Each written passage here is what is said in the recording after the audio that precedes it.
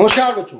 तो आज हम ये सीखने जा रहे हैं कि कैसे बोर्ड एग्जाम्स में नंबर लाते हैं, कैसे बोर्ड एग्जाम में गलतियां कम से कम हमें करना है, किस तरह से हमें इन चीजों को सीखना है। और ध्यान रहे ये पूरा वीडियो आपको एंड तक देखना है, क्योंकि जिसका एंड टॉपिक है वहां पर एक बहुत ही सीक्रेट छुपा हुआ है, वहां पर एक बहुत ही खजाना छुपा हुआ है। इस तरह की चीजें छुपी हुई है कि किस तरह से 100 मार्क्स लाने हैं, ये सीक्रेट आपको इस वीडियो के एंड में मिलेगा। तो कहीं मत जाइए, पूरा वीडियो देखते रहिए। Thank you. हेलो बच्चों, मैं इंजीनियर नीरज गर्ग क्लासेस से। आज चर्चा का विषय है, बहुत ही महत्वपूर्ण विषय है, क्योंकि सभी बच्चों के एग्जाम्स आ रहे हैं, चाहे वो जूनियर बच्चे हो, 7th 8th 9th के होम एग्जाम्स हैं, 10th वालों के बोर्ड एग्जाम्स हैं, 11th वालों के स्कूल में एग्जाम शुरू होने वाले हैं, 12th वाले स्कूल का बोर्ड एग्जाम आने वाला है। हर जगह यही समस्या है बच्चों की। कई सारे फोन मेरे पास आते हैं इंस्टीट्यूट में, कई सारे बच्चे पूछना चाहते हैं कि सर हम पेपर में ऐसा क्या करें कि हमारे नंबर ज्यादा से ज्यादा है, हम ऐसा क्या करें। कई सारे बच्चों की मेरी राइटिंग स्पीड बहुत स्लो है, मुझसे पेपर छूट जाता है। तो आज हम ये सीखेंगे कि अगर आपकी राइटिंग स्पीड स्लो है तो ऐसा में क्या करना है कि आप पेपर में बहुत अच्छा करें। कई सारे बच्चों की समस्या होती है कि सर मेरी राइटिंग बहुत खराब है, मैं जब एग्जाम में लिखता हूँ तो शुरू में तो बहुत अच्छा लिखता हूँ, लेकिन एंड में जब जाते जाता हूँ तो पेपर मेरा खराब हो जाता है। तो इसके लिए मुझे क्या करना है ये हम देखते हैं। फिर कई सारे बच्चों की हमेशा समस्या रही है कि सर मैं जब भी पेपर करना चाहता हूँ आता तो मुझे पूरा है, लेकिन पेपर इतना लेंथी होता है कि मुझसे वो पेपर छूट जाता है। तो इन्हीं सारी बातों की हम यहाँ पर आज चर्चा करने जा रहे हैं, और ऐसे ऐसे सीक्रेट टिप्स हम सीखने जा रहे हैं कि आप सब भी 98+ आज ला सकते हैं। इसके लिए हमें बातचीत यहाँ पर करना है। तो क्या है प्रिपरेशन टिप्स, क्या वो ऐसी ऐसी चीजें हैं, क्या वो टिप्स हैं, क्या वो सीक्रेट्स हैं जिनको करने से आपका पेपर, जिनको मानने से, जिनको सीखने से आप जो एग्जाम में लिखेंगे उसमें एग्जामिनर आपके नंबर नहीं काटेगा, कोई टीचर आपके नंबर नहीं काटेगा और शानदार तरीके से होने वाला। तो सबसे पहले हम बात करते हैं टाइम मैनेजमेंट इन सेक्शंस, कि आपको अलग अलग सेक्शंस होते हैं। जैसे बोर्ड का पेपर 3 घंटे का होता है, 80 मार्क्स का पेपर है, सेक्शन ए है, सेक्शन बी है, सेक्शन सी है, सेक्शन डी है, सेक्शन ई।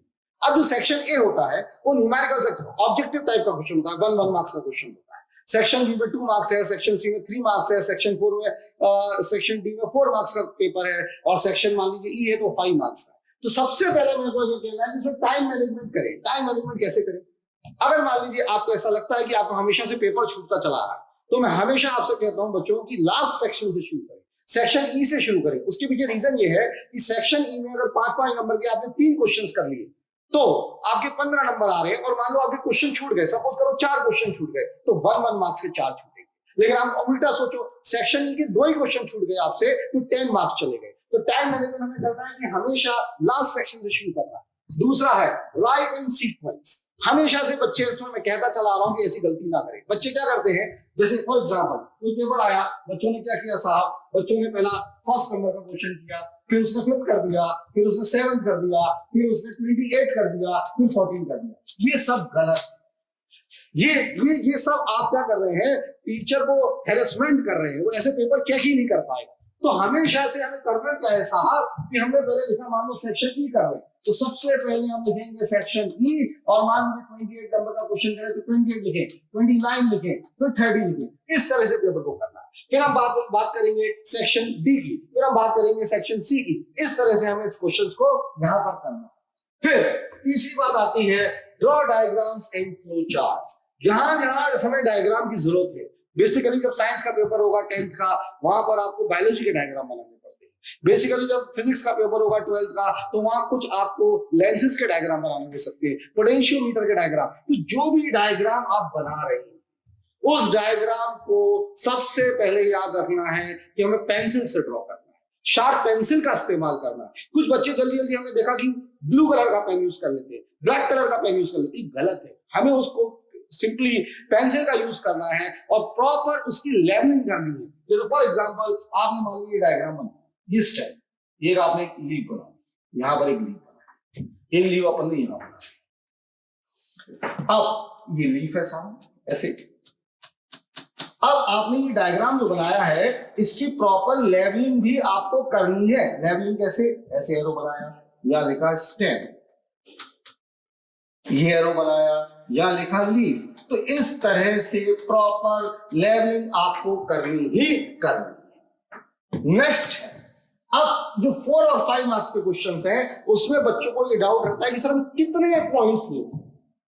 तो बच्चे जनरली क्या करते हैं, 4 मार्क्स का क्वेश्चन है तो 4 पॉइंट लिखते हैं, 5 मार्क्स का क्वेश्चन है तो 5 पॉइंट लिखते हैं। मैं हमेशा से कह रहा हूं, आपको एक नई ट्रिक बता रहा हूं कि अगर 4 मार्क्स का क्वेश्चन है तो आप कम से कम 5 पॉइंट लिखें, 5 मार्क्स का क्वेश्चन है तो कम से कम 6 पॉइंट लिखें, 1 पॉइंट हमेशा एक्स्ट्रा लिखें, क्योंकि सपोज करो 1 पॉइंट थोड़ा सा कम सही है कोई, तो हमें जो नंबर है वो कैंसिल कट होने की संभावनाएं खत्म हो जाएंगी, इसीलिए हमें इसको 1 पॉइंट ज्यादा लिखना है। डिफिकल्ट टॉपिक्स जो भी आप जब रिवाइज कर रहे हैं, अब मैं पेपर की बात नहीं कर रहा हूं, मैं बात कर रहा हूं कि कैसे आप तैयारी कर रहे हैं। जब आप रिवाइज कर रहे हैं तो जितने भी डिफिकल्ट टॉपिक्स आपको लगते हैं उसका एक चार्ट बना लें। आप लिखें कि टॉपिक्स डिफिकल्ट है, उसका चार्ट बनाइए, उसको एक बार रीड करिए, सोते समय रीड करिए, सुबह उठते समय रीड करिए, और डिफिकल्ट टॉपिक्स हमारी उंगलियों पर आ जाएंगे।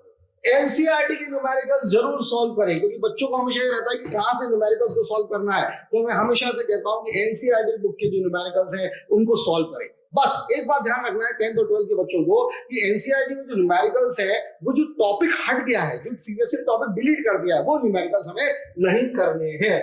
प्रीवियस ईयर के प्रैक्टिस पेपर्स, प्रीवियस हम बच्चे पूछते हैं हमसे बार बार पूछते हैं हम कहां से प्रैक्टिस करें, तो हमेशा से कहता हूं कि कम से कम लास्ट 5 इयर्स के पेपर्स को आप जरूर प्रैक्टिस करें। इसमें एक और बात ध्यान रखना है कि जैसे लास्ट ईयर जो था उससे प्रीवियस लास्ट ईयर था, हो सकता है कि वो टॉपिक इस साल ना हो, तो उस टॉपिक के क्वेश्चन को हटा। टेक ब्रेक्स, जब आप स्टडी करते हैं, बच्चे कहते हैं मैं 10 घंटे पढ़ा हूं, बच्चे कहते हैं मैं सर सुबह से शाम तक पढ़ा हूं, ऐसा नहीं करना है।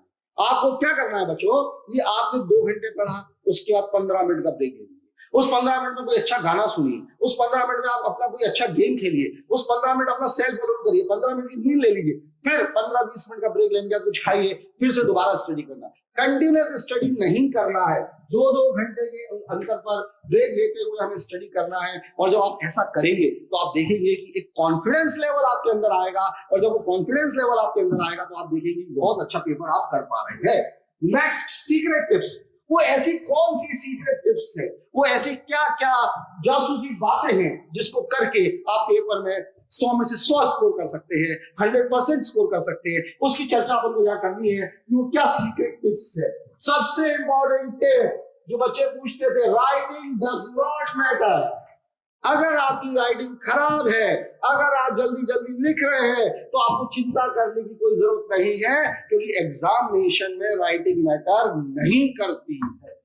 दूसरी टिप, सीक्वेंस मैटर। जैसा कि मैंने बताया था कि आप पेपर कर रहे हैं, आपने फर्स्ट क्वेश्चन किया, सेकंड किया, थर्ड किया, तो सीक्वेंस में करना है, first, second, third, fourth, fifth, six, seventh, 8, 9, 10। ऐसा बिल्कुल भी नहीं करना कि फर्स्ट किया, फिर 10th किया, फिर 12th किया, फिर 15th किया, फिर 17th किया। अगर आप इस तरह से कर रहे हैं तो एग्जामिनर परेशान हो जाएगा बच्चों, और जब एग्जामिनर परेशान हो जाएगा तो वो मार्क्स काटेगा, क्योंकि उन्हें एक दिन में बहुत सारी कॉपी चेक करनी है। तो इस तरह से एग्जामिनर को अपन को हैरेसमेंट नहीं करना है। Cutting with a single line. मान लीजिए आपने कोई एग्जाम में लिखा, सपोज आपने वहां पर लिख दिया, मैंने अपना नाम गलत लिख दिया, सपोज करो मेरा नाम आशीष लिख दिया और मेरा नाम नीरज था, तो मुझे क्या करना है, पेंसिल से सिंगल कट लगाना, कलर पेन का यूज नहीं करना। कुछ बच्चे ऐसे काट देते, ऐसा नहीं करना। मुझे वहां पर अगर काटना है तो एक सिंगल कट लगा दे और यहाँ पर अपना सही नाम लिख देंगे, या यहाँ पर आप अपनी सही लाइन लिख देंगे। तो इस तरह से काम करना।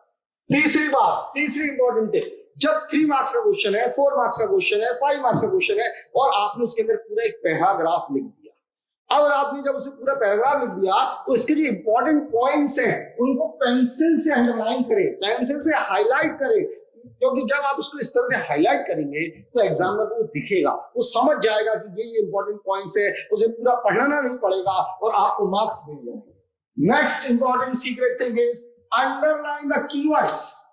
कीवर्ड्स, जो भी टॉपिक है उनके कीवर्ड्स को आप प्रॉपर अंडरलाइन करें।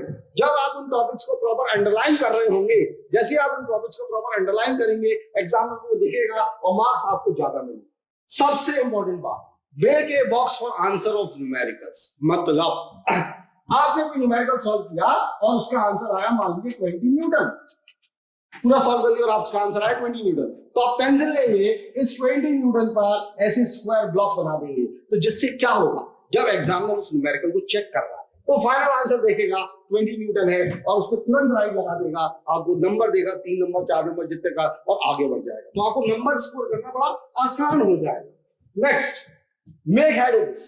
जब भी आप प्रॉपर लिख रहे हैं तो उसमें हेडिंग जरूर डालें। जैसे मान लीजिए आपने लाइट की बात कर रहे हो, रिफ्रैक्शन को लिखे रिफ्रैक्शन, उसको अंडरलाइन कर दे, उसके बाद पूरी उसकी डेफिनेशन लिखे, तो ऐसी हेडिंग डालने की आदत डालिए। और last important, don't forget units of answer in numericals. जैसे अभी हमने देखा था कि सपोज करो फोर्स आया आपका 20, अब आपने इसका यूनिट नहीं लिखा तो देयर में भी चांसेस कि आपका आधा नंबर या एक नंबर कट जाए। तो जब फोर्स है तो आपको इसके साथ में लिखना है 20 न्यूटन। बिना यूनिट के न्यूमेरिकल्स को नहीं करना है, और जैसा कि बताया था ऐसे बॉक्स आपको लगाना है। और अगर आप ये सारा काम कर रहे हैं तो आप विश्वास करो जितना आप लिख रहे हैं पूरे नंबर आपको मिलने हैं, नंबर कटने की सारी संभावनाएं खत्म हो जाती हैं। इतना करना है। और आखिर में मैं कहना चाहता हूं, स्टे पॉजिटिव। आप ये भूल जाए, जनरली बच्चे होते हैं, मैंने हमेशा बच्चों को कहते हुए देखा है, मम्मी मुझसे नहीं हो रहा, पापा मुझसे नहीं हो रहा, मेरा दोस्त है वही टॉप करेगा। ऐसा नहीं है। आप अपने मन में लाए कि मैं टॉप करूंगा, मुझसे टॉपर होगा, मैं 100 में से 100 लाऊंगा, मैं इस बार बोर्ड में टॉप करूंगा, मैं इस बार स्कूल एग्जाम में टॉप करूंगा। ऐसा जब सोचना शुरू कर देंगे तो काम होना शुरू हो जाएगा। और आखिर में मैं सभी बच्चों को जो भी ये वीडियो देख रहे हैं, मैं सबको बेस्ट ऑफ लक कहना चाहता हूँ। आपका जो भी एग्जाम है उसके लिए बेस्ट ऑफ लक। और इस तरह के वीडियो को लाइक करते रहे, चैनल को सब्सक्राइब करते रहे।